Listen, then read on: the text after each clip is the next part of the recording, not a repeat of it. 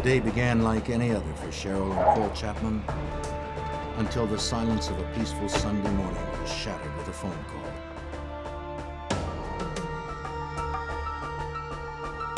Cheryl's sister Nancy had not shown up for work, and several attempts to reach her by phone were unsuccessful. The Chapmans, sensing something must be wrong, Nancy? rushed to her apartment.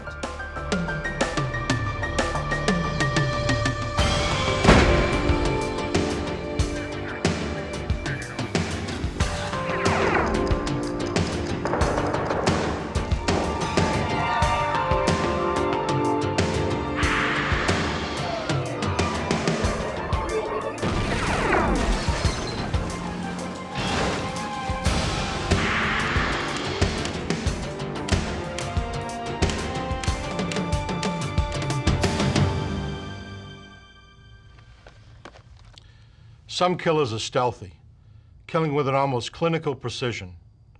Others act on a violent impulse, saturating the crime scene with their rage. How a murderer behaves tells much about who he is. In 1987, the brutality of a triple homicide in Anchorage tested the mettle of even the most seasoned investigators. I'm Jim Kallstrom, former director of the FBI's New York office.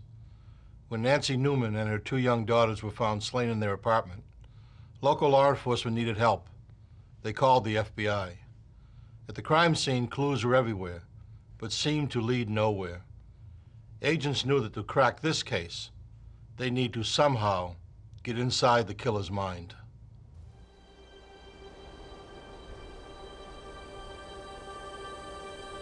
Alaska sits on the edge of the wilderness,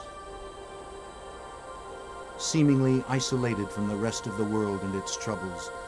Its inhabitants are united by the beauty of the landscape and a mutual respect for the self-reliant nature of the community. On the rocky coast of northern France, where the Atlantic Ocean crashes ashore, the villagers of Karnak wake up each day to a little. It was shortly before 8 a.m. on a Sunday, March 15th, 1987. Cheryl and Paul Chapman were awakened by a phone call. Cheryl's sister, Nancy Newman, was hours late for the breakfast shift at the restaurant where she worked. Nancy's shift manager told Cheryl that Nancy's car was in the restaurant parking lot, but Nancy was nowhere in sight. Maybe the Chapmans should check on her.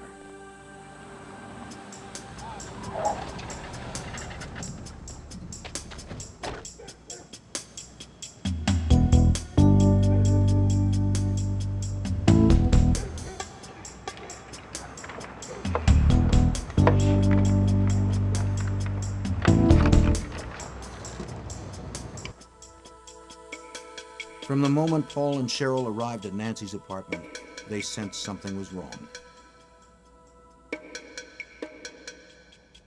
There was no sign of Nancy. Her two daughters, 8-year-old Melissa and 3-year-old Angie, were nowhere in sight.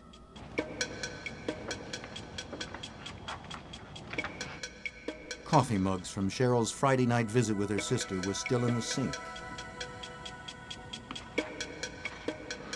The remains of breakfast had been left on the table.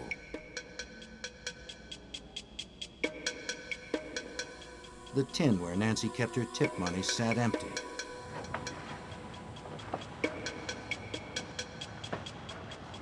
And a brown cigarette butt, not a brand Nancy smoked, was in the ashtray.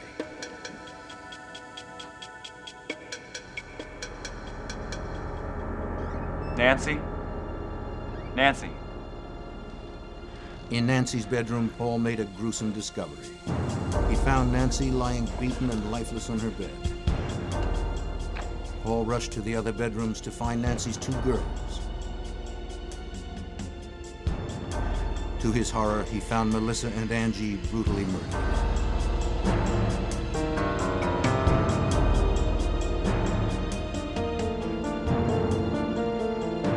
Come on, let's go.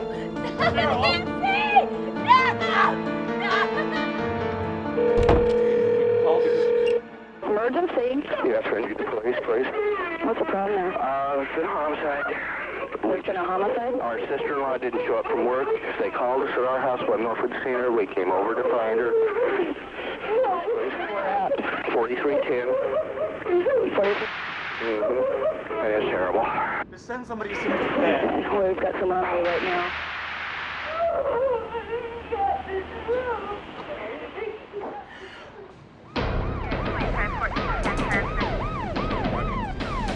Contact 2 intermittent. Within minutes, the first Anchorage police officers arrived at the Newman's apartment. Not wanting to disturb the crime scene, the officers secured the area and tried to calm the distraught family until the crime scene processing unit arrived.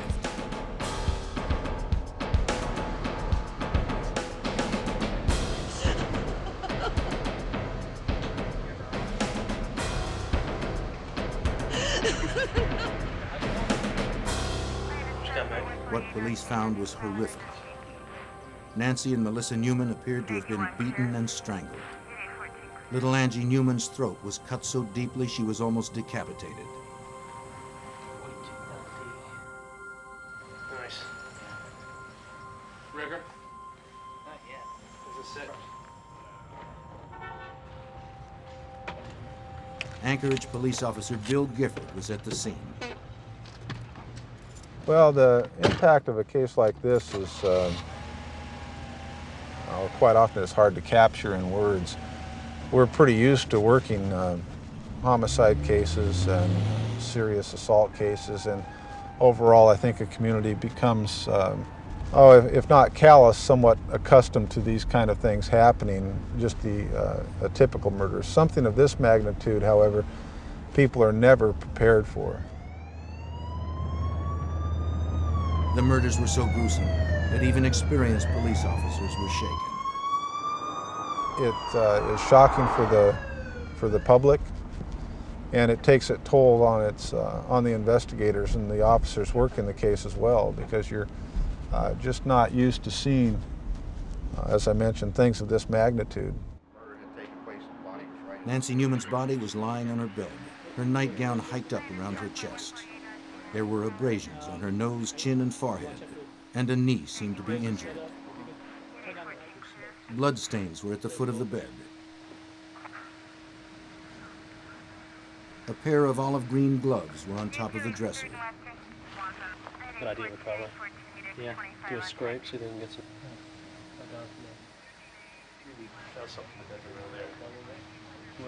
Down the hall, Melissa Newman was found on her back in the middle of her room.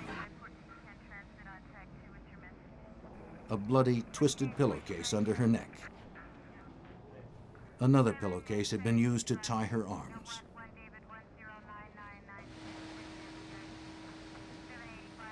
Three-year-old Angie Newman lay on her bedroom floor in a pool of blood, surrounded by her favorite books. A couple shots of the face. The bed where all the blood is. Everybody's ready? Here it is. Bloodstain pattern analysis often yields clues. The positions of the victims and killer. The movements of the victims. And the number of blows struck can be reconstructed by an experienced examiner. In this particular case, it assisted us in establishing a sequence of events. Stains found on Nancy Newman's bed suggested that she and Melissa had been forced down the hall to her mother's room, where they were assaulted. And stains on the hallway carpeting indicated that Melissa was then returned to her room and killed there.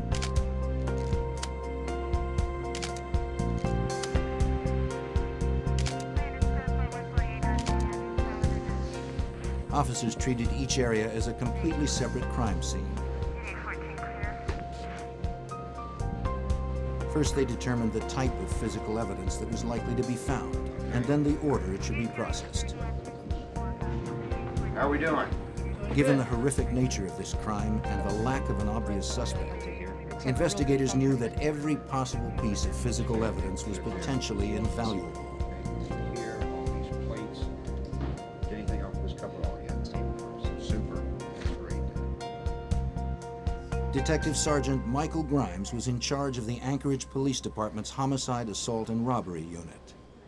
I knew that they were going to be in this crime scene for hours and hours and hours.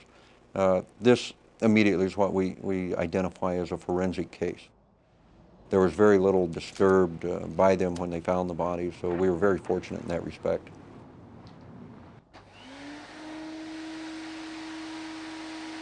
Investigators frequently find evidence in common household dirt. Sometimes hair and fibers buried in carpeting can be traced to a suspect. For thorough coverage, investigators broke each room into quadrants and vacuumed each section. To begin the painstaking task, investigators must first cordon off a 3-foot by 4-foot area of the room. The investigator uses an ordinary vacuum with a special filter attachment. As the debris is pulled off the floor, it travels down a short tube and then goes into a collection point. There it becomes trapped in clean filter paper. Once a quadrant of the room has been processed, the filter is removed and placed into an evidence container.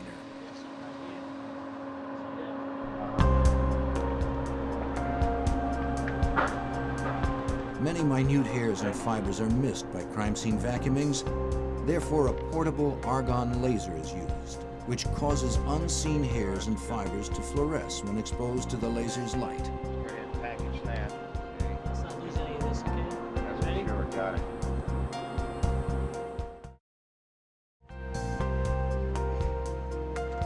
A technique called luminol processing was also used to look for traces of blood.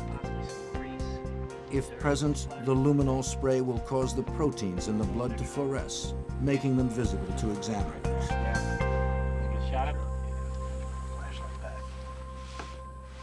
We were processing the scene and looking for invisible traces or invisible blood patterns.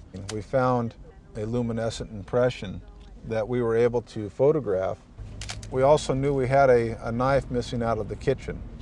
We took one of those knives out of the knife set, and we found that matched in width and length to that of the luminol impression that we had. Go ahead and check the bathroom. The crime scene appearance suggested the murderer had taken the victims by surprise. Check his washcloth before we package it up, okay? Make sure there's nothing inside of It appeared that Newman's morning routine was suddenly interrupted, perhaps indicating that they knew the killer. it. Okay, excellent. Good job. Go ahead, mark that everything. A big question was motive. At the scene, Cheryl told police that Nancy seemed to have no enemies. As a waitress, she was popular among her customers and colleagues, friendly without being flirtatious. And what possible motive could explain the rage inflicted upon 8-year-old Melissa and 3-year-old Angie? Did you have a good time tonight?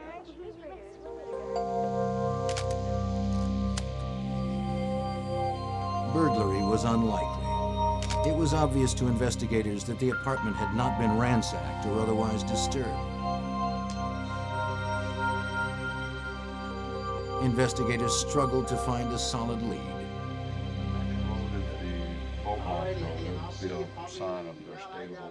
Detective Bill Reeder worked the case from the beginning.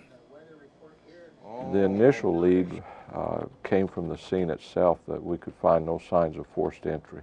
So that kind of leaned us toward looking at people that had access to the apartment or knew the victims. Immediately, the questioning began. Neighbors, family and friends, anyone who may have had information. What we were looking at was to find someone that had seen anything unusual, any strangers in the area, had heard anything unusual, had seen someone carrying things away, anything at all that would help us focus on someone or somebody. Family members are almost always suspects early in an investigation. Paul Chapman was no exception. Though he had no one to back up his alibi, which was that he was alone most of Saturday, his reaction to discovering the bodies was clearly one of trauma and loss.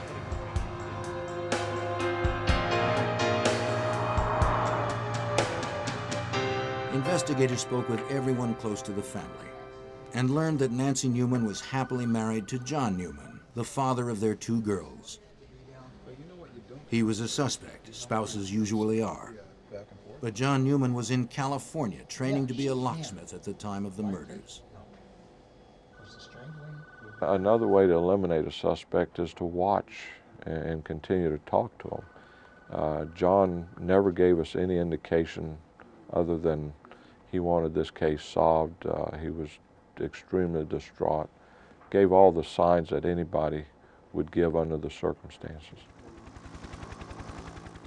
Because the Newmans lived in a multi-unit apartment complex, Detective Grimes knew that interviewing neighbors in the immediate area would be a daunting task. There was an apartment in a multi-unit apartment house, which was in a particular area of town that was surrounded by large multi-unit apartment houses, and we were looking at literally hundreds of dwellings in that area. The close-knit community of Anchorage was shocked by the brutality of the murders. Police investigators, having no experience with crimes this shocking, were asking the most frightening of all possible questions. Was a serial killer a possibility? Police felt pressured to work quickly. For what kind of person would do this kind of crime? Was there significance in the way the people were murdered that could give us some kind of leads as to who we were looking for, or at least what type of person? And so immediately, I'd say within the first day or so, we were getting some help from the FBI. Investigators quickly realized they needed help in determining the type of individual responsible for the murders. They turned to the FBI's Behavioral Science Unit at Quantico, Virginia. Special Agent Judd Ray received the call. As a profiler in the unit, Ray's job was to assist investigators in hunting down America's worst killers. To do that, Ray had to understand the workings of a killer's mind. We were looking at deeds and acts of individuals after it happened and trying to predict the kind of personality, if you will, a composite view of what kind of human being could have done it. Through detailed evaluations of crime scene photos and police reports, Ray provided investigators with a psychological portrait of the killer. This is a disorganized crime scene. I mean, you know, low self-esteem, all the kinds of things that you would say about this kind of person. You know, that society has rejected him through the years, and now it's his time to reject society. Ray told the Anchorage detectives that they possibly faced a repeat performance. This particular incident alarmed him so much, particularly with 3 victims at one time, 2 being children, that his opinion also, he said that we need to get something working on this right away, because it appears that this person's out of control, and there's the potential that he's going to be doing it again in the very near future. From the autopsy reports, investigators learned that Nancy and 8-year-old Melissa Newman had been sexually assaulted. Based on this information and characteristics of the crime, Ray concluded that this violent offender would have a history of sexual assault. He would be a white male in his early to mid-20s, an underachiever. Following Ray's conclusions, investigators began to narrow the range of possible suspects. Among them was a young man who had recently moved in a few doors down from the Newmans. Police also questioned Kirby Anthony, the 23-year-old nephew of John Newman. Anthony had an alibi into the morning hours of Saturday, March 14th, but the neighbor did not. There was tremendous rage that was inflicted on the almost decapitated the young 3-year-old. Suggested that to me that there's nothing in my mind that I had came across that would have been sufficient on its face to justify this kind of rage by a stranger. Ray's insistence that the killer was known to the victims led investigators to shift focus away from the man who lived nearby. Neighbors and friends of the Newmans confirmed the young man's claim that he had never met Nancy Newman or her children. Because I had talked about familiarity, somebody that's close to the family, somebody that knows her, that had some sort of relationship with her, perhaps even been rejected by her. They said, well, as a matter of fact, there's a nephew that comes to mind. As investigators continued questioning possible suspects, the volume of evidence that had been collected from the crime scene was taxing the limits of Alaska's state crime lab. Once again, Anchorage police turned to the FBI. The evidence was sent to the FBI's crime lab in Washington, D.C.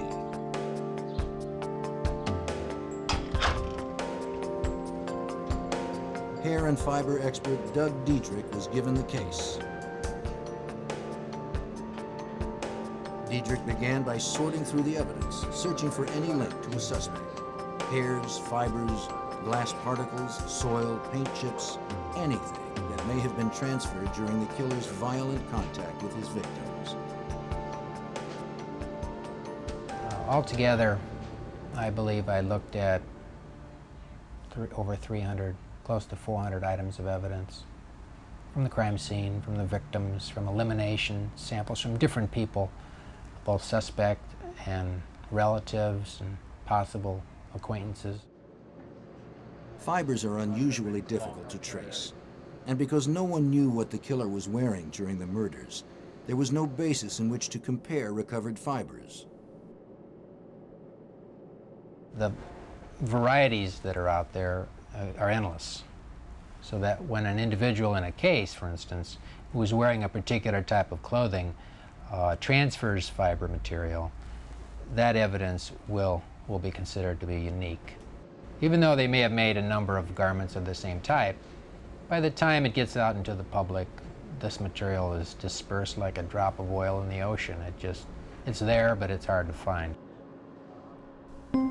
Distinct fibers, amounting to less than a thimbleful of evidence, were recovered from throughout the Newman's apartment. Diedrich's expertise of fiber transfer, however, enabled him to reconstruct the suspect's movements during the crime, giving investigators a clearer picture of what actually transpired in the apartment.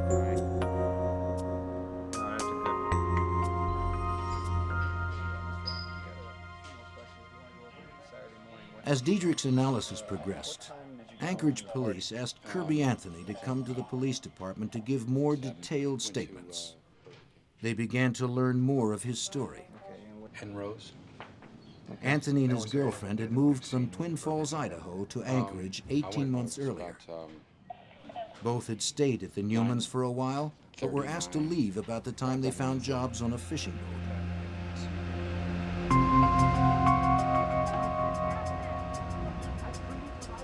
And I'm grateful, but we're not married.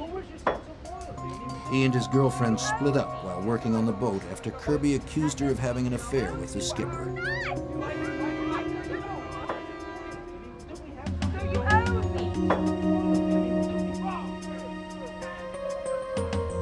His mates described him as irrational and unstable after the breakup. He clashed with the skipper and was fired.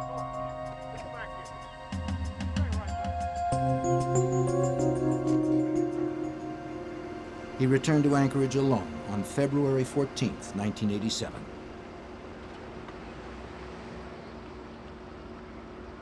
Having nowhere else to go, Anthony took a taxi from the airport straight to the Newmans.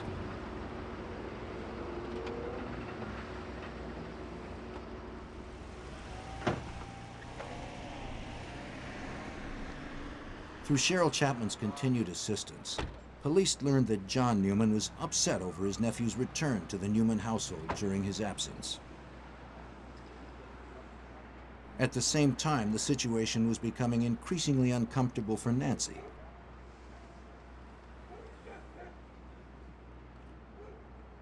After a few weeks, she asked Anthony to leave. He moved in with an acquaintance, Dan Grant. As the investigation began to focus on Kirby Anthony, Sergeant Grimes recalled his first encounter with him. The day of the murders, Detective Grimes took on the task of notifying Anthony about the deaths. I told him that we had some bad news for him, that his aunt and her two little girls had been found dead just earlier that morning.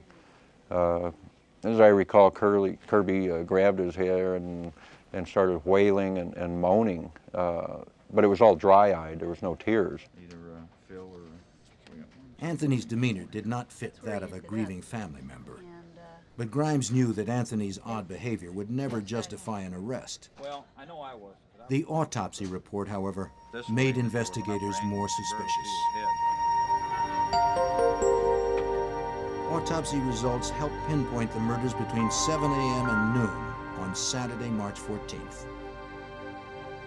What we're able to demonstrate is that the murders happened early in the morning, after the victims had gotten up in the morning. One of the victims had had a bowl of cereal. The other was in the process of eating some cereal. The mother was in the process of having a cup of coffee. Establishing the time of the deaths made Anthony's alibi irrelevant, which was that he was at an all-night party until early that Saturday morning. He admitted that he drank, smoked some marijuana, and did cocaine. Hey man, wake up! Get up, man! He said he returned to the house he shared with Dan Grant at about 7 a.m., then left again at about 8:45 a.m. Meanwhile, FBI agent Diedrich's investigation into fiber and hair evidence was growing more complicated. One of the items that had come in consisted of vacuum sweepings. At least there were several vacuum sweepings from different rooms. Those items have to be processed and hairs have to be prepared from that.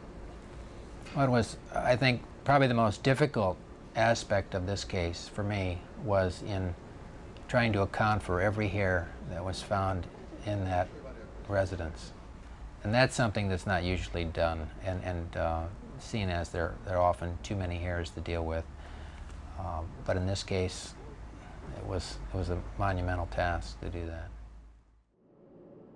Each hair displays its own peculiar characteristics under a microscope, making it possible to trace its likely origin. The fact that hairs will differ from person to person is very evident when you magnify these characteristics upwards of 250, 400 times. To examine the fibers and hairs collected at the scene, Diedrich used two high-powered comparison microscopes connected by an optical bridge, one for known material and the other for material yet to be identified.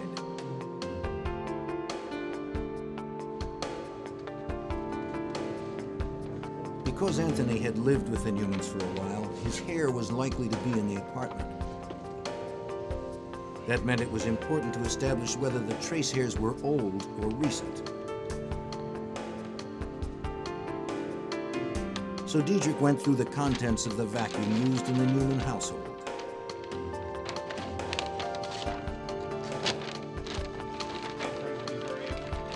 Because of the vast quantities of hairs and other items that were found in the bag, I had to look at the vacuum bag from a layer standpoint. That is, what was the most recently deposited or recently vacuumed material. Since Kirby Anthony had denied being in the Newmans' apartment recently, it was imperative that Diedrich determine the condition of the hairs.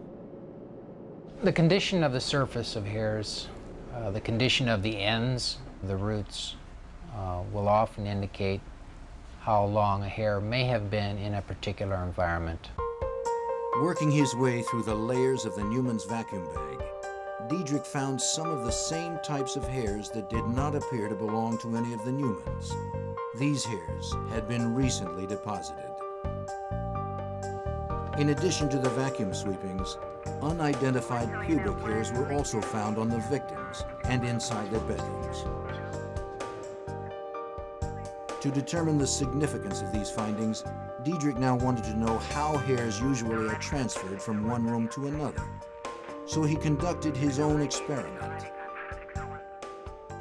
It was a question as to how likely would it be to find somebody's hairs, say pubic hairs, in different areas of a home. So I designed a little experiment where I took a vacuum home, crime scene vacuum, to my house and vacuumed 4 bedrooms over a 2-week period, same time every day, just to see what types of hairs might be found. I was focusing mainly on pubic hairs.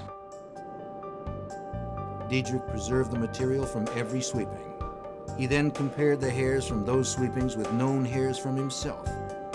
Diedrich was able to conclude that the hairs did migrate from room to room, mostly by sticking to socks or other clothing. The hairs deposited at the beginning of the experiment were deeper in the vacuum debris and therefore more damaged. The more recently deposited ones were not.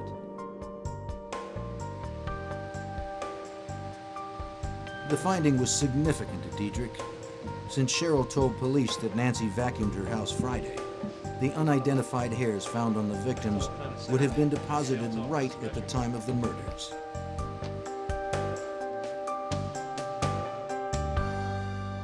Under microscopic scrutiny, an important piece of evidence was revealed. A pubic hair with a partial egg casing, the kind associated with genital lice, was clinging to the damp washcloth found in the Newman's bathroom. Diedrich told investigators of his findings and waited for a sample from a suspect in order to make a comparison.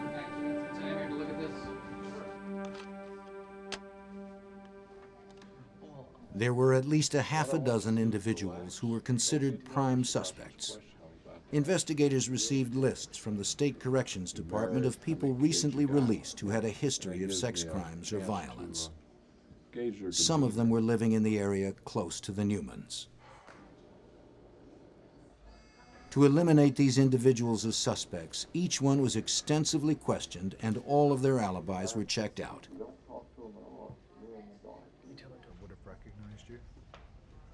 Police continued to question Anthony. He admitted nothing. But with each interview, the details of where he was and what he did the morning of the murders changed slightly. That was kind of an indicator of what we were going to be dealing with Kirby from the get-go, was these little lies that weren't necessary but were thrown out to us. Unaware of Diedrich's hair analysis, Anthony was asked by investigators to submit hair and blood samples. Wanting to appear cooperative, he voluntarily submitted the samples. They were rushed to Diedrich for comparison. The next day, Diedrich notified investigators that Anthony had pubic lice. Well, that was probably the most significant breakthrough. At that point, we could start focusing on Kirby as the suspect. When confronted with the evidence of the hair and egg casing on the washcloth, Anthony admitted that he did have lice. He said he had showered at the Newmans a week before the murders so as not to spread the pubic lice at Dan Grant's house. For Judd Ray, the dirty washcloth left at the crime scene told much about the suspect. The killer had cleaned himself at the murder scene. Why take the risk? Why not go home? It was obvious to me that he had to go somewhere where he couldn't go there all bloody, which sort of got into this guy's not a loner living alone somewhere. Ray's behavioral profile also predicted the killer would have been associated with a previous sexual assault. This prediction prompted investigators to look deeper into Kirby's past. They learned that Kirby Anthony had been the central suspect in an Idaho case that remains open to this day. The victim, a 12-year-old girl, suffered brain damage in the attack and was unable to testify. He had, just previous to coming to Alaska, been the focus of police attention down there. They had some type of outdoor picnic outing, and There was a 12-year-old that was found in the woods. She had been strangled, unconscious, near death, and she had been sexually assaulted. Their investigation pointed right at Kirby Anthony. Ray also predicted the killer would want to appear cooperative with police. They told us that the suspect would interject himself into the investigation. He would call to find out what the evidence was showing, and Kirby started doing that. What investigators did not share with Anthony was that Diedrich's other hair comparisons were also pointing to Anthony. The pubic hair found on the washcloth was only one of many positive associations Diedrich was able to make between hairs found at the crime scene and those submitted by Anthony. And in this case, a number of pubic hairs that were like Kirby Anthony's were found in the rooms, both the victims' rooms, the two girls, and as well as a couple of them that were similar to his on the bed of the mother. A hair from Anthony's head also was found on the top sheet of Nancy Newman's bed. Facial hairs that matched Anthony's beard were found on all of the victims and in their rooms.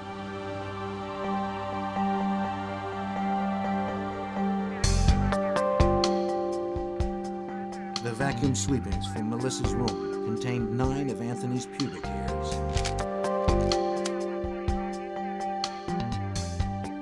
The sweepings from Angie's room included 2 pubic hairs, one with blood and one with lice casings.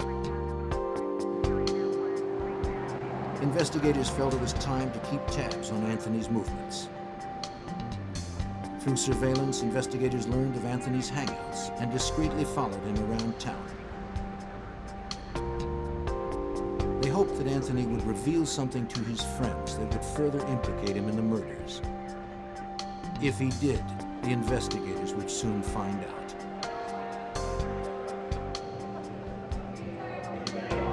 The effort paid off.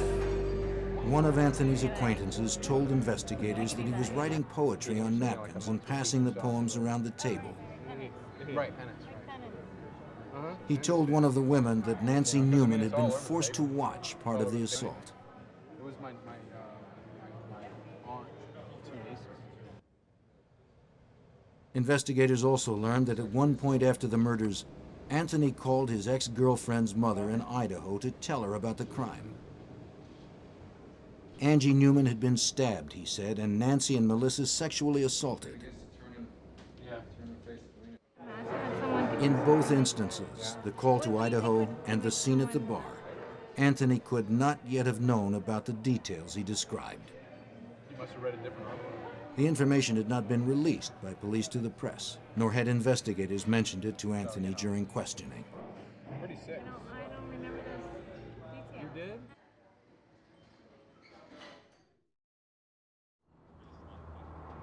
Since the surveillance was not a 24-hour-a-day tactic, they would often drive by his house to see if his vehicle was parked out front. If he was home, investigators would often ask him to answer some questions.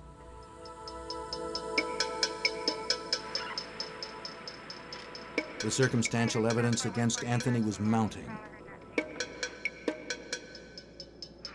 During a visit to his residence, investigators noticed a manually operated camera belonging to John Newman that had been reported missing after the murders. He told detectives that the Newmans lent it to him, but when asked later to demonstrate how it worked, he seemed to have no idea how to operate it.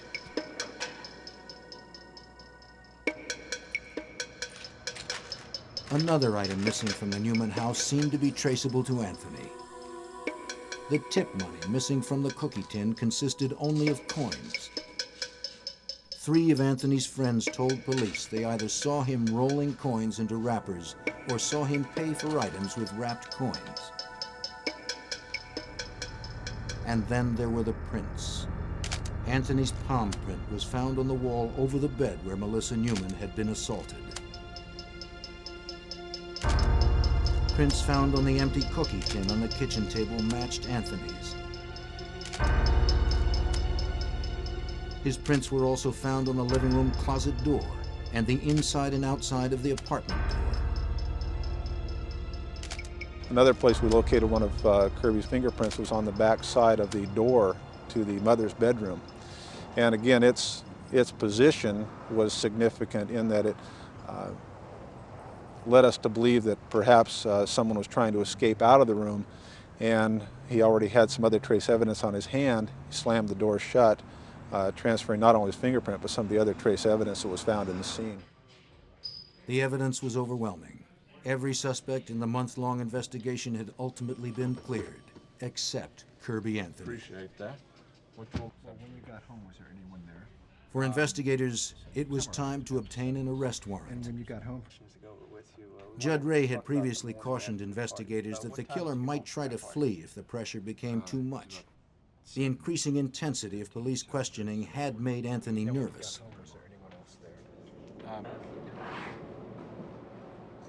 Judd Ray was right again. Anthony confided to his roommate, Dan Grant, that he was leaving town. He asked his friend not to tell police. I'll be back when it cools down.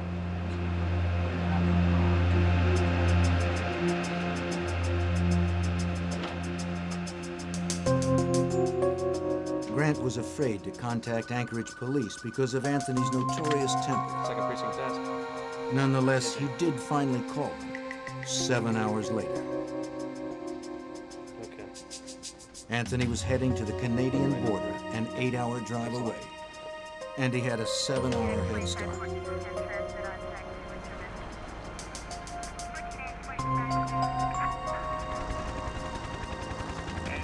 Anchorage and the Canadian border are separated by hundreds of miles of uninhabited wilderness.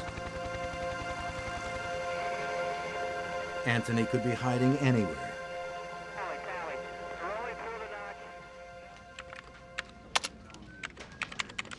Anchorage police quickly contacted U.S. Customs at the Alaska-Canada border. They described Anthony in his vehicle and told the custom official that Anthony was a suspect in a triple homicide. They were hoping he was on his way.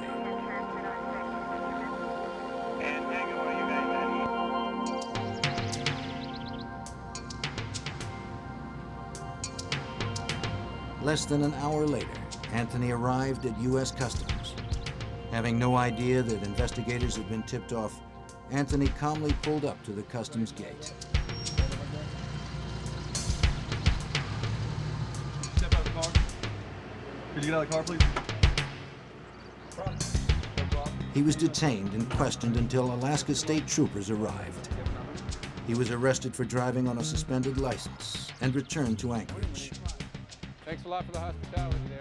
As he was turned over to the Anchorage police, he was read his rights and charged. 3 counts first-degree murder, 2 counts sexual assault, and 1 count kidnapping. Under Alaska law, kidnapping can be charged if a victim is restrained during an assault. Melissa Newman had been tied up during the attack. He jumps up and screaming, "What is this kidnapping stuff?" Which struck us as odd because here he was charged with 3 counts of murder and 2 counts of sexual assault, and he's screaming about the kidnapping charge. By this time, the forensic evidence was complete enough that police believed they could reconstruct how Angie, Melissa, and Nancy were brutally murdered.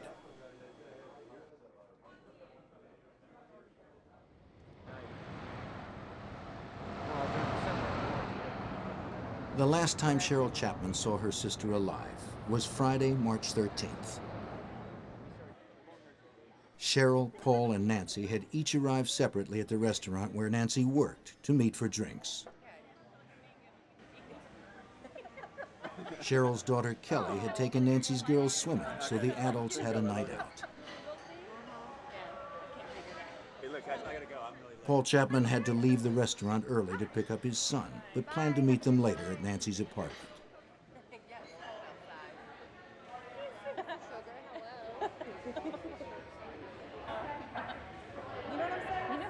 As they were leaving, Cheryl suggested that Nancy leave her car at the restaurant and ride home with her. Nancy had Saturday off, and Paul would gladly give her a ride back to her car tomorrow. I don't know. I never pay attention to. You're in, what, 11:30? Yeah. What time you come in? 11. 11? Yeah. Okay. I'm gonna go ahead.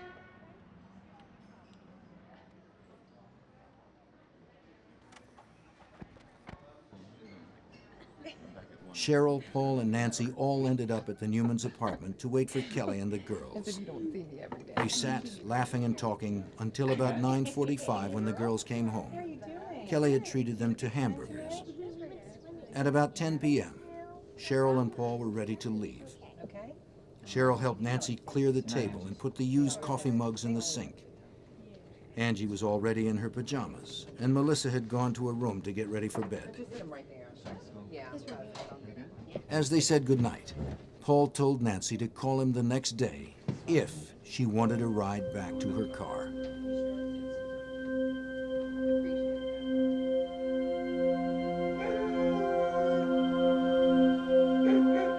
Sometime between 7 a.m. and noon on Saturday, March 14th, Kirby Anthony arrived at the Newmans' apartment. Kirby Anthony is the only person who knows what happened next. Perhaps Nancy refused to lend him money. Perhaps she refused a sexual advance. Perhaps she ordered him out of the apartment.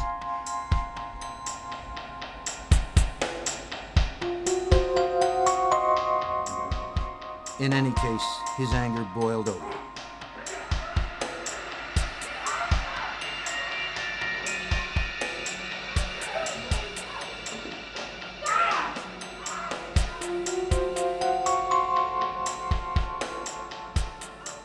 Evidence indicated that part of the assault on Melissa occurred in her mother's room. Both would have had to have been restrained, and their bodies did show signs of having been bound.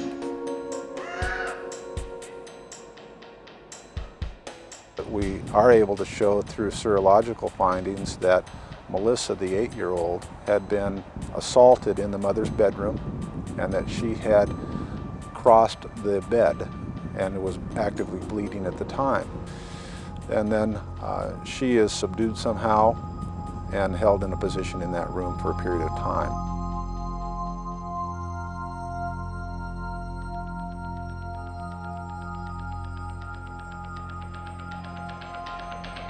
Melissa Newman probably witnessed the rape and murder of her mother. She then was taken back to her bedroom where she was assaulted again and killed.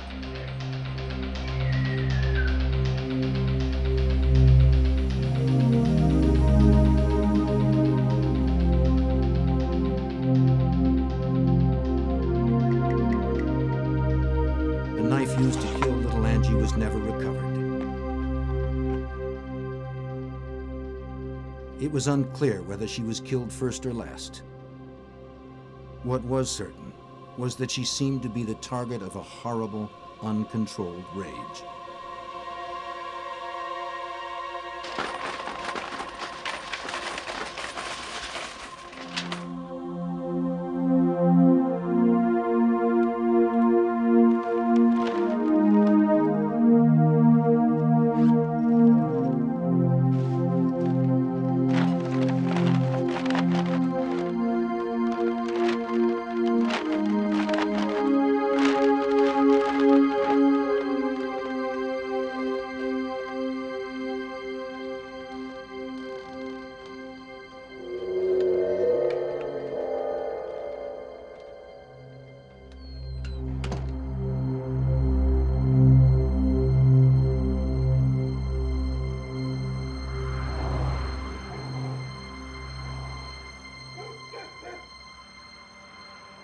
Nancy Newman did not call Paul Chapman the next day for a ride to her car, nor did she answer the phone when her sister tried to reach her repeatedly. Instead, she and her 2 daughters lay dead nearly a full day before their bodies were discovered.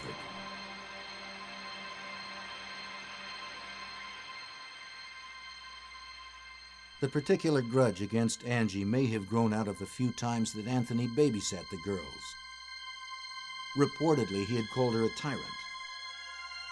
But for those close to the victims, and for investigators working the case, nothing could explain Kirby Anthony's savagery.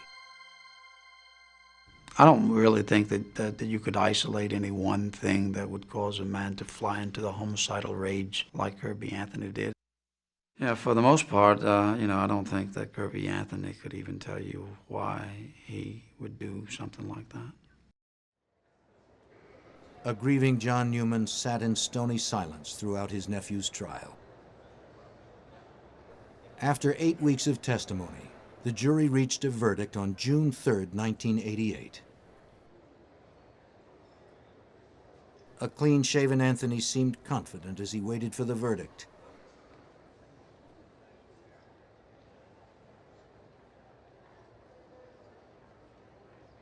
As each guilty verdict was read, Anthony's composure disintegrated until finally it shattered completely. He was sentenced to 357 years for his crimes.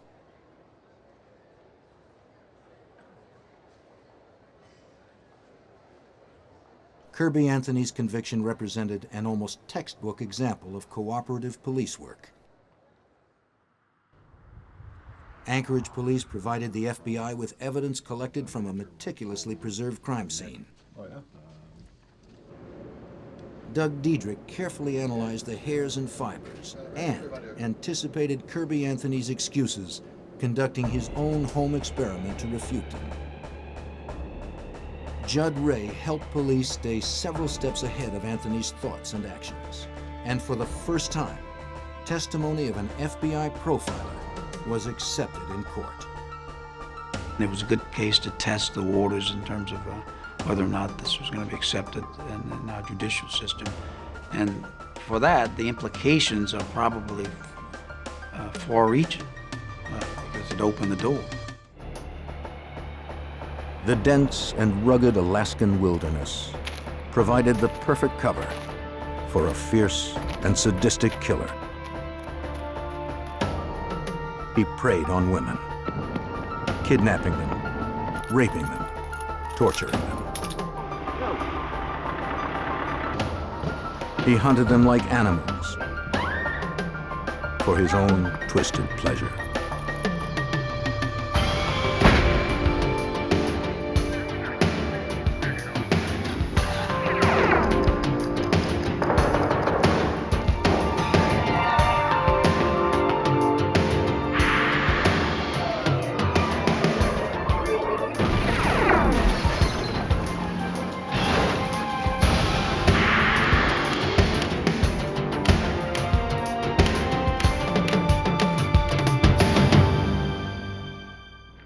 In the 1970s and 80s, people went to Alaska looking for a fresh start, to reinvent themselves, or to disappear for a while.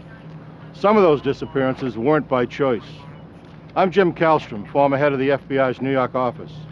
A serial killer's rampage was exposed when the bodies of young women began turning up in shallow graves that dotted the Alaskan wilderness.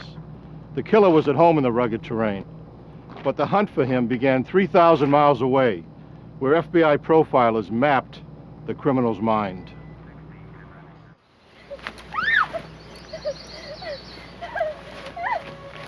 She was a hopeful young model looking for her break.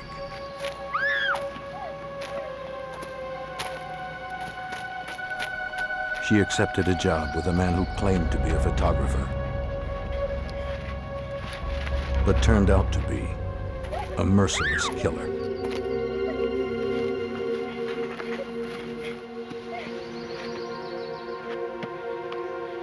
She wasn't his first victim, or his last.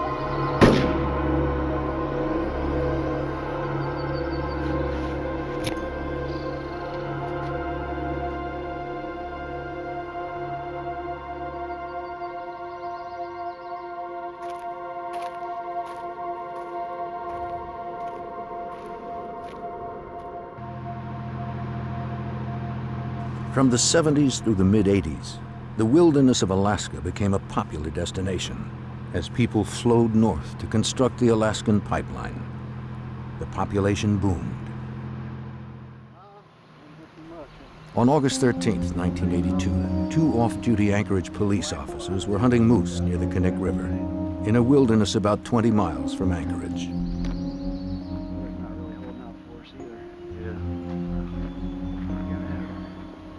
As they made their way through the dense forest, they happened upon partially buried human remains.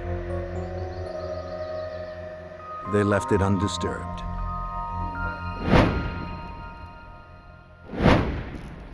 The next day, crime scene technicians from the Alaska State Troopers arrived at the scene. Crimes out here fell under state jurisdiction. Besides clothing and an elastic bandage, troopers found a .223 caliber shell casing in the shallow grave. Conveniently buried here in the sand. Dental records identified the remains as 23-year-old Sherry Morrow, an exotic dancer reported missing a year earlier by her boyfriend.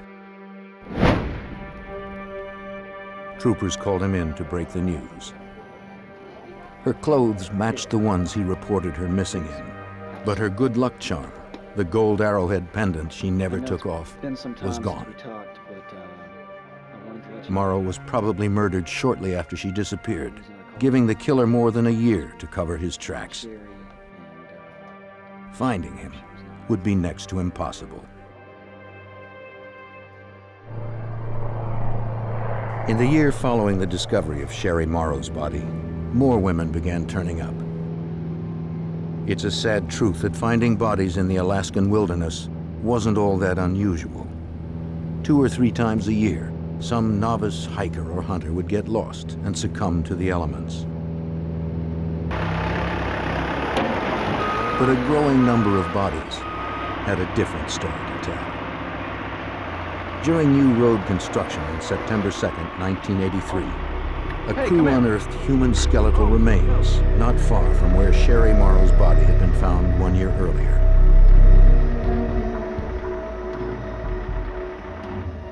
The bones had obviously been here for some time, yet until recently this area of the Knik River was so remote that it could only be accessed by boat or light plane. The remains were identified as 17-year-old Paula Goulding, an out-of-work secretary who had moved to Alaska from Hawaii. She had been missing for 5 months.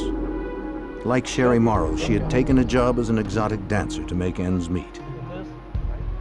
And like Sherry Morrow, a .223 caliber cartridge was found at the site. For Alaska State Trooper Wayne Van Clausen, the connection was frightening. And that's about when everything started to become kind of scary for everybody, because the profile was the same. They were topless dancers from the clubs downtown, but that was certainly when there was the belief that there was a serial murderer out there. 2 bodies had been found, but now troopers believed there were more. They began to revisit missing persons reports.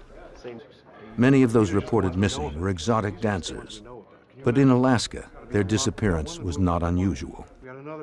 Missing persons was a relatively low priority. Statutorily, if you're an adult, you have a right to be missing. And there were a lot of instances where these girls would just jump on a plane and go away. Between 1980 and 1983, 12 women had been reported missing. That was only a fraction of the unreported total. Troopers now wondered how many of the missing women were victims of the killer. That would be difficult to determine. The Alaska State Troopers sent the evidence from the Sherry Morrow and Paula Goulding crime scenes to the FBI's laboratory in Washington, D.C. for analysis. The FBI ran ballistics tests on both shell casings to see if they were shot from the same gun. State troopers hoped the results could provide them with strong evidence that the same person committed both murders. The lab results were conclusive. Both women were killed by the same high-powered rifle. There was little doubt Alaska troopers were dealing with a serial killer. While they began their hunt for him in the wilderness, the Anchorage police were dealing with their own problems.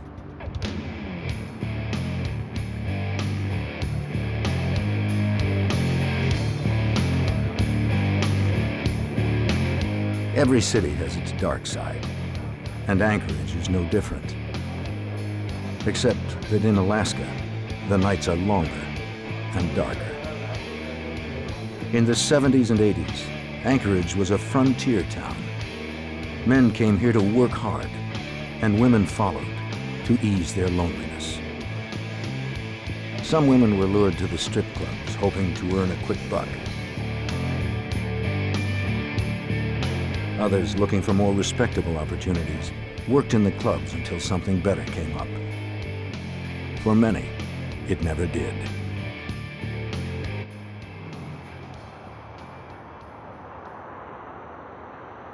And in the city's streets roamed a stalker. He chose carefully. His victims were hardly missed. For in a city made up largely of strangers, it's difficult to be a missing person.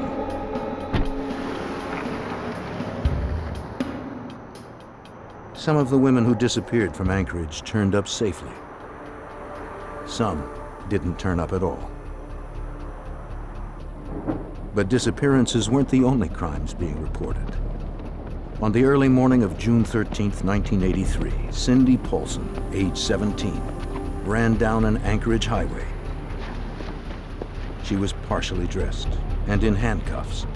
She managed to flag down a passing truck. She was running for her life.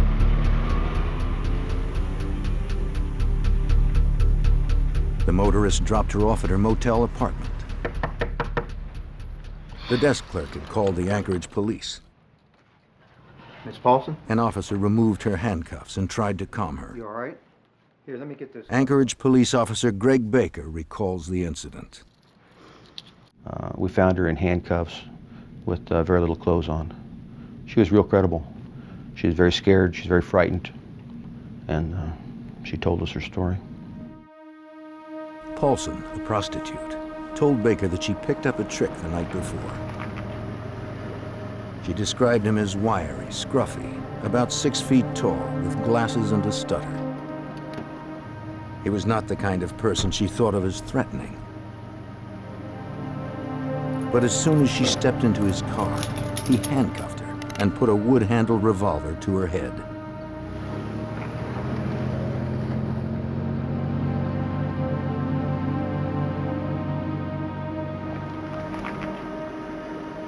They drove to a respectable residential neighborhood. He pulled her into his house.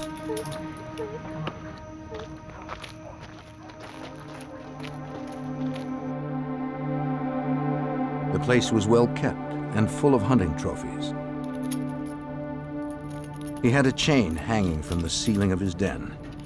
He chained her up and stripped her.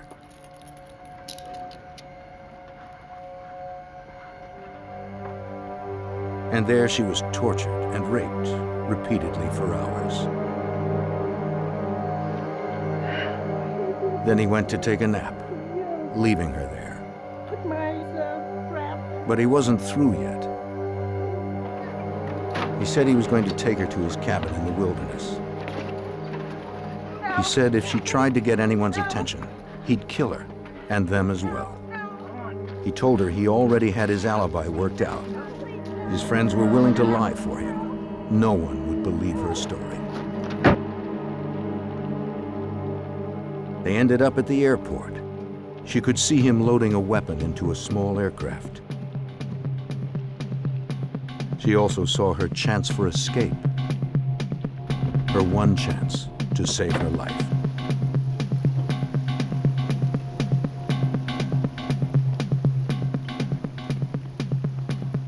The story sounded outrageous, but her genuine terror compelled Officer Baker to check it out. I had a very street-smart female, scared to death, with a story about being taken at gunpoint and held prisoner at a specific location that she described where it was, so she knew where it was. She described the interior of the location. She described the den, up to and including various animals were mounted on the wall. En route to the hospital for an examination, Paulson insisted on stopping at the airport to show police the airplane she had seen earlier. She positively identified it. While we were in there, we had a security guard stop us and describe the car the same way that Cindy described the car, and in fact gave us a license number that license number confirmed the address, or the area at least, that Cindy had given us regarding where the house was. Police went to the address to speak to the owner of the car.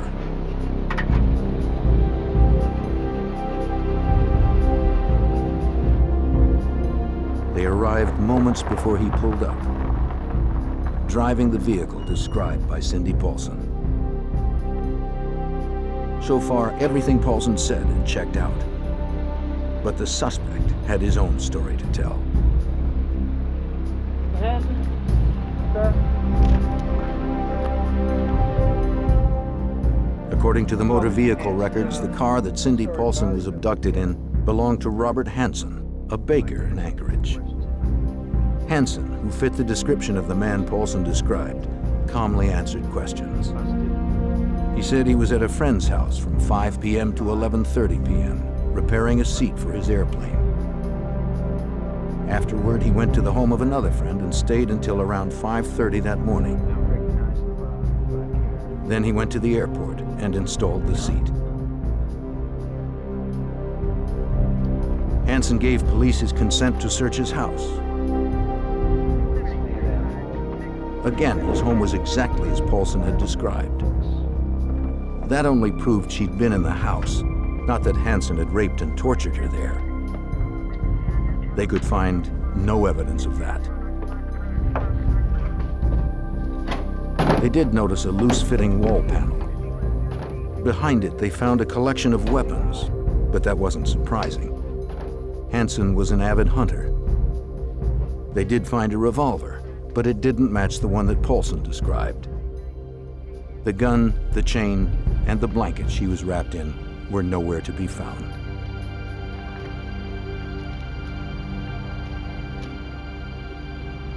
Hansen's car appeared equally clean. Anchorage police found nothing in his car that fit Paulson's story.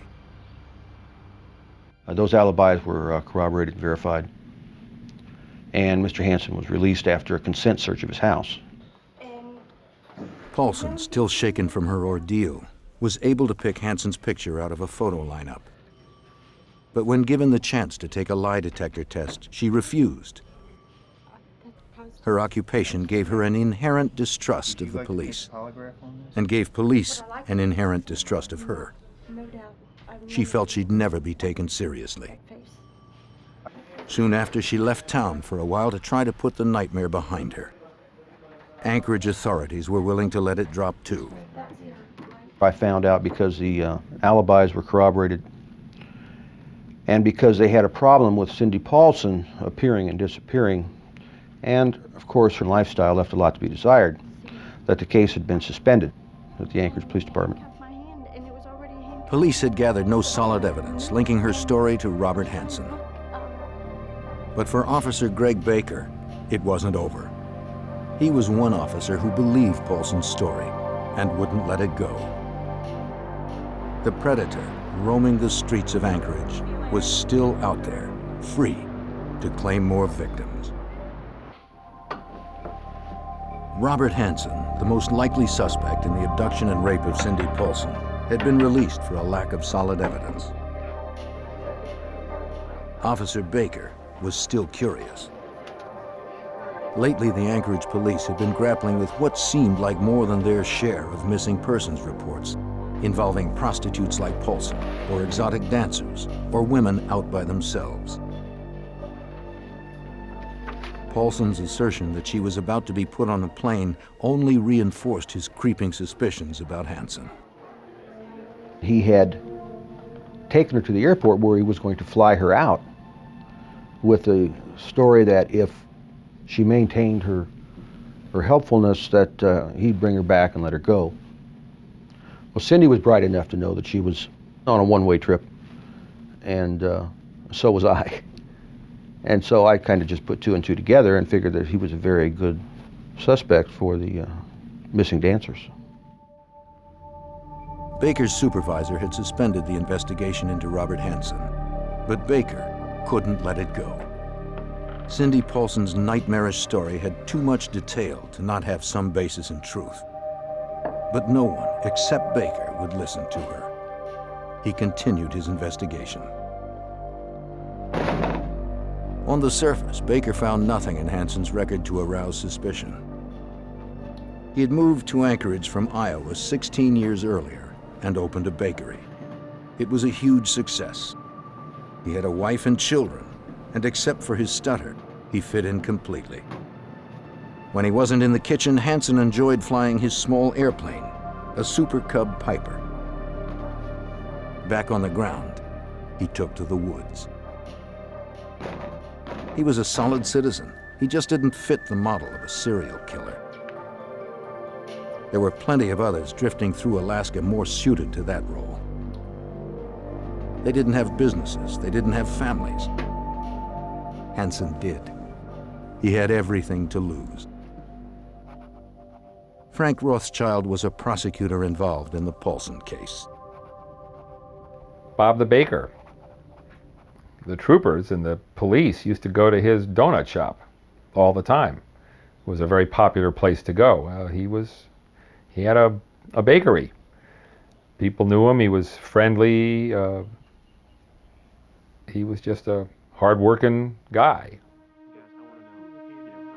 Unaware of Officer Greg Baker's local investigation in Anchorage, state troopers were still trying to find their serial killer. Bodies continued to be unearthed in the Alaskan wilderness. Troopers set up a task force to study the similarities between the missing women and the murder victims. They hoped to find a common thread that would lead to a suspect. Until authorities knew more, they did their best to educate dancers and prostitutes about playing safe. For the first time, police and prostitutes were on the same side. According to Rothschild, the goal was preservation. Law enforcement were then and had been for a time advising young women who were working in some of these clubs and who were working the streets to be careful and to advise them there was a maniac out there who seemed to be abducting and killing people. A little digging revealed that Hansen's criminal history was extensive. 12 years earlier, in 1971, he'd been arrested twice for kidnapping, rape, and assault with a deadly weapon. They were crimes that bore an eerie resemblance to what Cindy Paulson had endured. Baker couldn't bring this information to his supervisor. The Paulson case had been officially suspended, and Baker was bucking authority. That left him no alternative. And at that time, I gathered up all the reports and background that I could find on Mr. Hansen and carried it over to the troopers. When the troopers received the file from Officer Baker, they were optimistic. Paulson's testimony, along with Hansen's police record from Anchorage, made him a prime suspect in the state case. The troopers' investigation dovetailed with Baker's. They were both dealing with the same maniac. Robert Hansen was their best suspect. I think everybody was looking at him real seriously because he made a good suspect when you looked into him. He had a pretty extensive criminal background, including some sexual assaults. The only problem was the proof. Though Hansen was a violent sex offender, his record indicated nothing about being capable of homicide, nor was there any direct link from him to Sherry Morrow, Paula Goulding, and the other missing women. At this point, troopers didn't even have enough for a search warrant. They knew only that 3 women were dead and 12 were missing. Out there lurked a serial killer. Troopers needed to catch him before he killed again. They needed help. We knew we had a mass murder on our hands. That was not something Alaska had any experience with. Somebody obviously knew that the FBI not only had experience with it, but had set out this unit that was designed specifically to try to assist in discovering who these people were. To catch a killer in their own backyard, the troopers called on help from over 3,000 miles away. Only the FBI had the resources needed to get inside a killer's head. When the Alaska State Troopers determined they had a serial killer on their hands, they realized they didn't have the expertise to stop him. But they knew who did. Quantico, Virginia is home to the FBI's Investigative Support Unit. Here, agents attempt to predict behavioral patterns by analyzing a criminal's actions. Retired FBI agent John Douglas helped pioneer behavioral profiling and still works as a consultant. His profiles are based on 25 years interviewing convicted killers. They taught Douglas how to think like they do. He's learned that serial killers are acting out their fantasies of control and conquest. As Douglas slowly wins their trust, he takes them back to the scene of their crime. You finally get them talking, they start giving you that 1,000-yard stare. They're back 10 years ago, 20 years ago when they were perpetrating the crime, and they kind of lock into that 1,000-yard stare, and their memory is just so precise. And the fantasy is what keeps them going over and over and enables them to survive when they're incarcerated. So I got to tap into that. It takes time, but once I'm in there, I get tremendous information. From these interviews, he distilled a checklist of traits and habits that serial killers share. They start young, with lesser crimes such as arson or cruelty to animals. Over the years, their violence builds. To every new case, profilers bring the knowledge of how killers evolve. To understand the criminal, you must look at the crime. You just want to see if you can come up with an analysis based upon preliminary police reports, crime scene photographs, a profile of the victim, autopsy protocol, reviewing that, review the autopsy photographs, do an analysis of the overall crime, the risk level that the subject took, the victim risk level, analysis of the area, maybe the crime scene, maybe you have multiple crime scenes, and then based upon that, you attempt now to come up with a specific type of profile. By examining every aspect of an unsolved crime, a profiler can determine specific characteristics of that killer, such as age, occupation, and physical characteristics. The troopers contacted the FBI to see if the Bureau could work up an analysis of the Anchorage killer. They hoped the profile would sharpen the investigation and bring overlooked clues to light. The troopers gave the FBI what they needed to build the behavioral profile. For a scrupulous, accurate profile, they required only facts from the troopers, no analysis or theories. Trooper Wayne Van Clausen didn't want to lose any time. The information he received from Officer Baker aroused his suspicions about Robert Hansen, but he needed more information. Criminal records were just beginning to be computerized, and he didn't have access to them all in Anchorage. While the profile was being developed, he went to Juneau to collect Hansen's records from the Superior and Supreme Court archives. In his fact-finding mission, Van Clausen researched every town that Hansen had ever lived in. He found reports on Robert Hansen dating back to 1961. He gathered all that he could carry, sent the rest by truck, then headed home. While he was in Juneau, the FBI had come through with a criminal profile of the serial killer. The fact that the killer was so prolific meant to Douglas that he could function unnoticed within the community. Someone who worked independently, most likely a business owner. The killer would be an avid outdoorsman, since the bodies were recovered in remote areas of wilderness. Since he preyed on prostitutes, Douglas concluded the killer had difficulty talking to women, had low self-esteem, and grew up feeling like an outcast.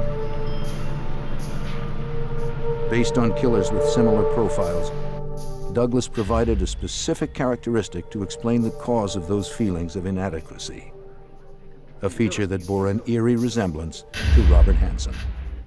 The one that totally blew us all away, I think, is that when they said he's either going to be a stutterer or someone who has a lisp, a speech defect. How do you figure that? But that was one of the things that they suggested might show up. The FBI profile pointed to Robert Hansen. But the depths of Douglas's insight were about to be known. Upon Van Clausen's return, troopers studied the files. The records showed that Hansen had spent 3 years in a reformatory for setting fire to his old high school's bus garage. Based on their work with previous killers, the FBI profilers said the killer would have a history of arson. You have a boyfriend? Yes, actually I do. Yeah, because The profile painted the killer as a social misfit. Hansen's court-ordered psychiatric reports from his days at the reformatory bore this out. Yes, I'm really busy right now, you know. I don't mean anything like, I mean, you know. His stutter was a social barrier that undermined his self-confidence. Whenever he tried to assert himself, he'd be slapped I have a lot of down. work to do, or I'm gonna call security on you. He never forgot the sting. The profile said the killer would learn to function as a normal member of society while his perversions festered within. His record showed that in his 30s, Hansen began working at a bakery. He would brag to co-workers about his kleptomania and the sense of power it gave him.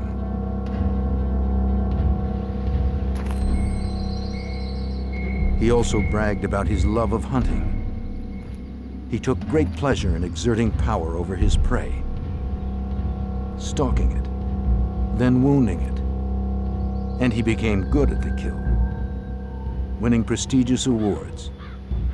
In 1967, he moved to Alaska to start a new life and for better hunting.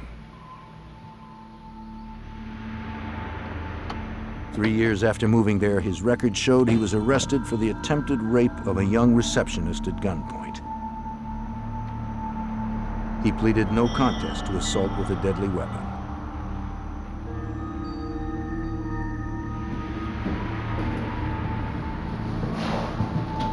A little more than a month later, he was indicted for the attempted assault of an 18-year-old woman he'd followed home.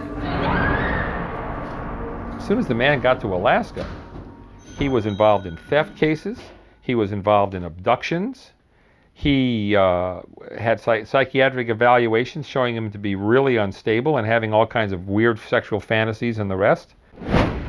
True to the profile, Hansen seemed a respectable citizen, so the courts were lenient. In one case, he claimed to have memory lapses and was given psychiatric treatment and 5 years in a work release program. He abducted one of his early victims outside a coffee shop, took her to a cabin in the wilderness, and raped her at gunpoint. She was 17 at the time. He told me, of course, if I called the police, that he would hunt me down and kill me. He told me he was a fine, outstanding businessman. He had never mentioned at any point when during the rape time or before or after that he was married, but he said he's a fine, outstanding businessman and that I was just a kid and nobody would believe me. And he was right. Everything the profiler said about the perpetrator of the serial killings fits suspect Robert Hansen, a truly dangerous man who was passing as a nondescript face in the crowd. While troopers zeroed in on Hansen, they spread out to search for more victims in the Knik River area, where 3 bodies had been found. They believed that the dancers who were still missing may have been buried close to the other grave sites. But troopers came up empty. The area was too large and remote to cover completely. Despite the compelling FBI profile and the past police records, troopers lacked anything tangible to link Hansen to the killings. His police records were too stale, the evidence too circumstantial to hold any weight in a court of law. Investigators hoped that Cindy Paulson could help. She was the only surviving victim to Hansen's current wave of violence. Perhaps she could remember something else from her ordeal. Paulson gave another statement. But this time, she was able to ID one of the guns Hansen had in his possession. Aside from Paulson, Hansen had not been implicated in a rape or abduction for more than 10 years. But in the hopes of strengthening their case and establishing a pattern of behavior, investigators searched for another of Hansen's victims from years earlier, whose experience matched Paulson's. Although this prior victim no longer lived in the area, troopers tracked her down and asked for her help. I had gotten a call from Alaska asking if I would like to maybe help with a conviction for Mr. Hansen. They had explained to me that he had killed, to the best of their knowledge, 7 women. And they explained to me that the last woman had broken free. She agreed to testify when the time came, but troopers still had a weak case. The troopers felt confident they were on the right track. They didn't have enough to prove that Hansen was a serial killer. According to Anchorage Police Officer Greg Baker, Hansen knew that authorities were onto something. One morning I was driving by and I needed to get some donuts for the shift. Mr. Hansen was there, and he had a window that he stood in and decorated cakes and cupcakes and cookies. And I remember watching him. He kept looking up at me, and you could tell he was nervous. And he kept putting frosting on his thumb. And I liked that. Although investigators had Hansen in their sights, they still lacked the evidence to connect him directly to the crimes. But because Hansen matched the profile so closely, Douglas flew to Alaska to review the case and to brief the troopers and prosecutor Frank Rothschild on how to proceed with the suspect. Douglas was confident that Hansen was their serial killer. The hunter was now the hunted. So the mission was to provide a analysis for them. Does he have the capability to commit a crime like this? And the answer was yes. I believe this prostitute, and I believe he's capable of perpetrating these crimes. Douglas's idea was to bring Hansen in for questioning while simultaneously searching his house. To obtain a warrant, investigators needed to list specific items they believed to be in the house. They knew to look for the gun that Cindy Paulson described, and the one that fired the bullets found in the graves of Sherry Morrow and Paula Goulding. That wasn't enough. They needed a home run, something that would prove Hansen's guilt in no uncertain terms. They asked Douglas if there was anything else to list in the warrant. Yes, some of the research findings is we're dealing here with a serial killer. And serial killers, it starts off as fantasy. And one of the things to keep the fantasy going after the crime is because they're on the hunt nightly looking for victims, is they take some type of a memento. We call them either souvenirs or trophies, something belonging to the victims. Douglas helped prosecutors write the affidavit based on the likelihood of finding mementos mentioned in the profile. Okay, anything else? I've got those two. Anything from a piece of the victim's jewelry to a driver's license. We don't have any. But a behavioral profile had never been used as the basis of a search warrant in the United States before. Rothschild knew he'd need to back it up with more conventional information. Obviously, the district attorney's office wanted this search warrant to be bulletproof. They wanted it to be absolutely, positively without flaw, because they knew this was a big, big case. The last thing they wanted was to have something wrong with the search warrant and have all the evidence thrown out. The affidavit swelled to 48 pages. The judge granted 8 search warrants for Hansen's property. Now, they just needed Hansen. They had learned his pattern, knew his schedule. On October 23, 1983, they went to pick him up at his bakery. But Hansen wasn't there. He'd gotten off to a late start, unwittingly keeping the troopers waiting 20 tense minutes.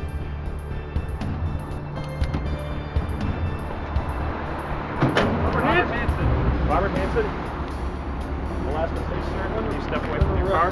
When asked to come in for questioning, he didn't resist. The interrogation room was ready for him. The goal was to keep him off balance, hoping to elicit a confession and avoid a lengthy legal case. Douglas helped the troopers design the interrogation room for the biggest psychological impact. Crime scene photos and related materials were strewn everywhere for Hansen to contemplate before his interview. At the appointed moment, the troopers arrived, Hello, Mr. and the Hansen. mind game began. Mr. Hansen? The FBI coached Rothschild on how to play it. Ask him questions in a way that would prompt more discussion. So that's game plan number one. Then obviously we've got all of these cases that have been investigated.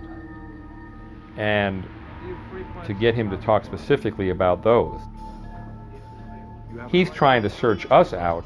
What do we know? So I could see his game plan was to kind of find out what we knew and play off of that. And my game plan, of course, is to find out what he knew. While Rothschild tried to get Hansen to open up and confess, troopers served the search warrants. Hansen's wife was home. The troopers were extra cautious, videotaping the entire procedure. What they were looking for could be anywhere, even in plain sight.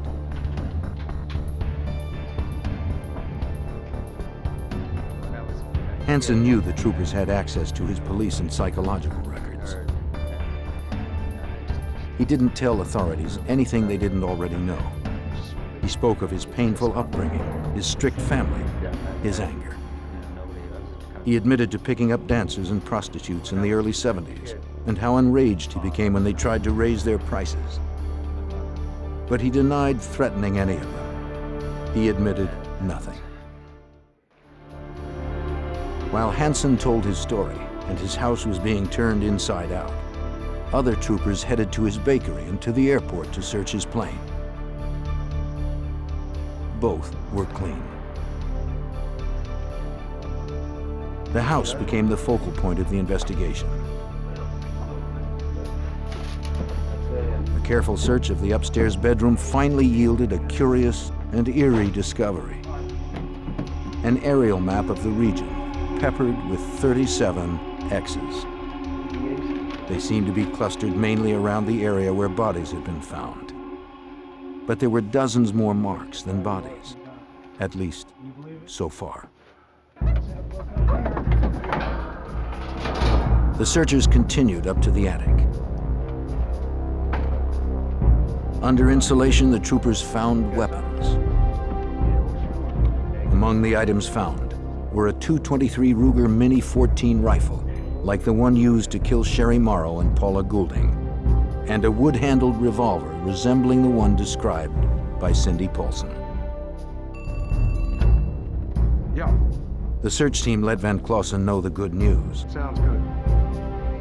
These women look familiar? Have you ever seen them? The net was closing on Hansen, and he knew it. But he wasn't ready to talk just yet. Take another look. The interview dragged on for hours. It didn't seem like a confession was likely. I haven't. I've never seen it. While troopers collected the evidence, the case unwound even further. Hansen's friend and neighbors stopped by, curious about the activity. She was stunned by the news, then made a confession that demolished the last of Hansen's story. She told troopers that her husband provided Hansen with his alibi on the night of Cindy Paulson's abduction. He'd lied to protect his friend, not realizing how serious Hansen's charges were. The husband later called police and retracted his statement. Hansen's alibi evaporated. As the search continued, the troopers found the most incriminating evidence so far. Evidence that Douglas knew had to be there somewhere. They found Sherry Morrow's necklace and other personal property belonging to the dead or missing women. They had found Hansen's stash of trophies. Yeah, this is Baker here. Investigators called the station. Though they had Hansen where they wanted him, still he wouldn't confess. But they had enough to lock him up on the Cindy Paulson case. Bail was set at $500,000. Investigators now had time to build their case against Hansen as a serial killer. They called the prior victim to see if she was still on board. And at that time, they thought he had killed 11 women. And was I still interested in being a witness? They really felt that they may need me because he hadn't confessed. All right, what you got? 3 points on the map found in his bedroom matched the locations of bodies recovered by the troopers. Another X marked the location of a body recovered by Seward police years earlier. The remaining X's presumably marked the graves of more victims, dozens of them. Looking at the map obviously was pretty chilling because we believed the map. The map was a body count as far as we were concerned. The man had kept track. He didn't have newspaper clippings, he had the map. When the troopers believed they had enough to convict Hansen on at least 4 murders, they confronted him and his lawyer with the evidence. Hansen couldn't refute it. He had no place left to hide.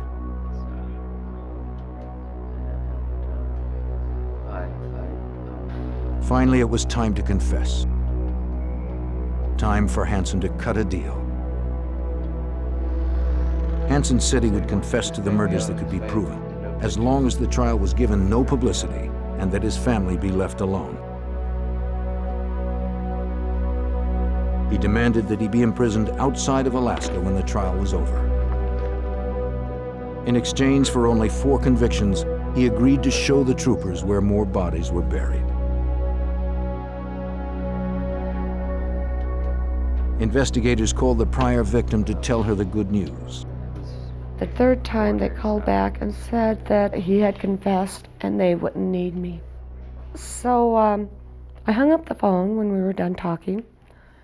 I got my son off to school, got my husband out the door, and proceeded to fall apart.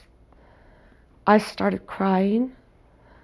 I couldn't stop. I had no control over it. It controlled me. I could see each and every one of those women, how they died, probably hunted down like dogs, wounded and then hunted more.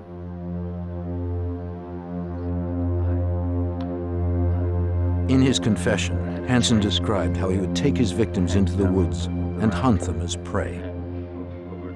Over the dozen years that he lived in Alaska, he'd raped more than 30 women and developed many strategies for capturing them.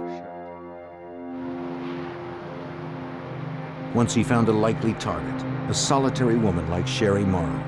He would befriend her and arrange to meet her at a fast food place. If they were dancers or aspiring models, he'd offer to pay to photograph them. He'd arrive early and stay in his car. That way he'd be certain the woman arrived alone and had no one waiting for her in the parking lot. No witnesses.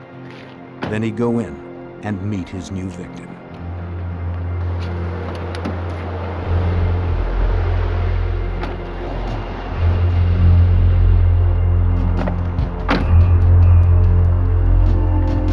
One half of the handcuff was already fastened to the seat. Hansen boasted that snapping the other half onto his victim's wrist while reaching for his gun became like a reflex. Then he would take them home or to a remote motel to rape and torture them. Afterwards, he'd blindfold them and drive or fly them to the outskirts of town until he arrived at a secluded spot, his hunting ground. His habit was to toy with his prey before he made the kill.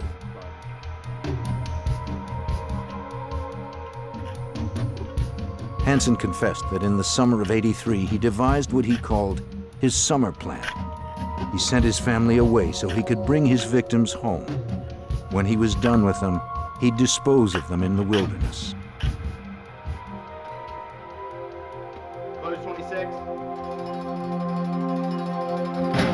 On February 27, 1984, Robert Hansen was convicted of murdering 4 women and sentenced to 461 years plus life with no chance of parole.